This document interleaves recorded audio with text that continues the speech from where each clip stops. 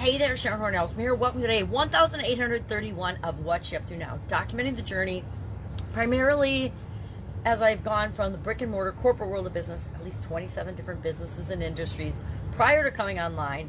Since it came online, totally lost count, but lots and lots, hundreds now of different industries and businesses I have been involved in as I got divorced and was looking for something to do following the divestiture of all those businesses with my ex-husband, not all simultaneously, of course, but there were plenty. It took actually several years for us to pull everything apart and separate it and sell off assets and things.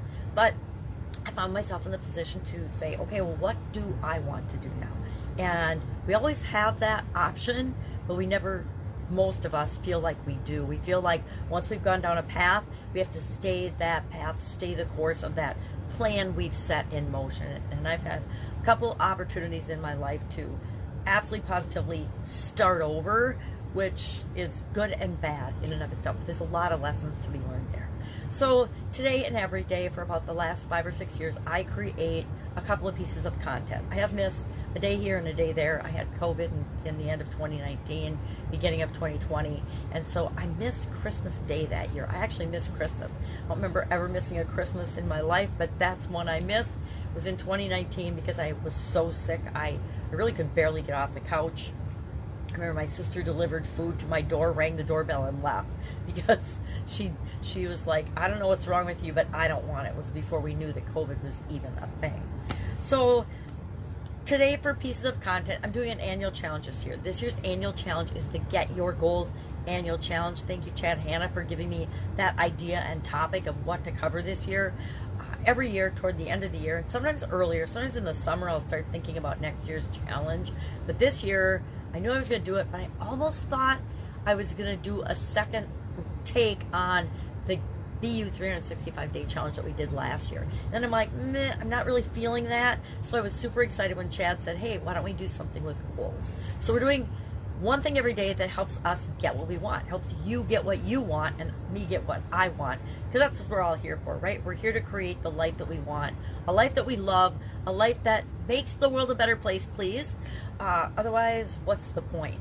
So today, our topic, and I wasn't going to necessarily do it this month, but I'm like, I feel the drive and the desire and the need to do it every single month, and that's Share the Soap framework. It's a framework that I'd always used, but I didn't cement it into a real thing, a real entity and a thing in and of itself until 2020 in the pandemic. So thank you, pandemic, for that. It gave voice to a process that I use all the time, and it automatically makes me get better results in my life that I wanted to share with other people. So we talked about the SOAP framework today. We talked about the S in the SOAP framework, which stands for your story or your situation.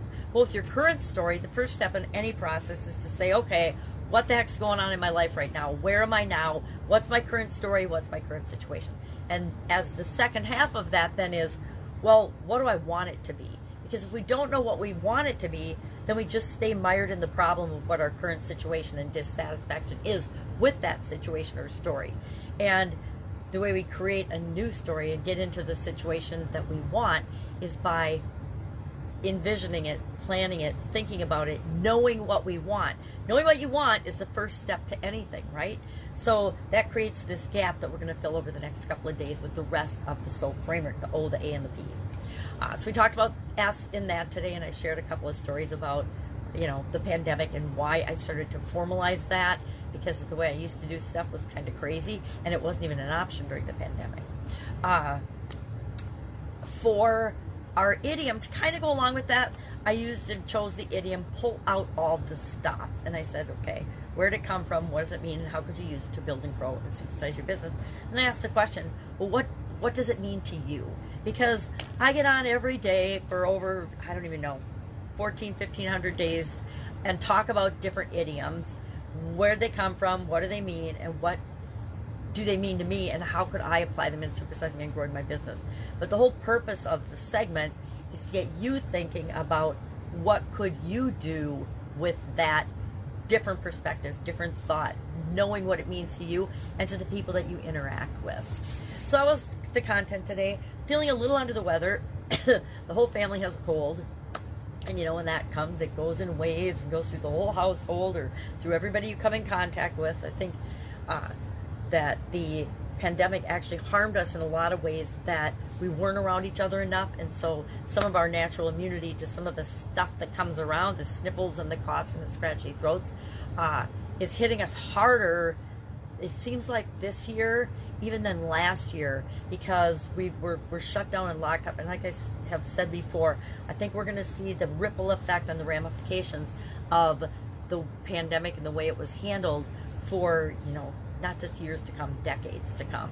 We'll see the impact of that, what it did to our kids and their education. I'm concerned about my granddaughter.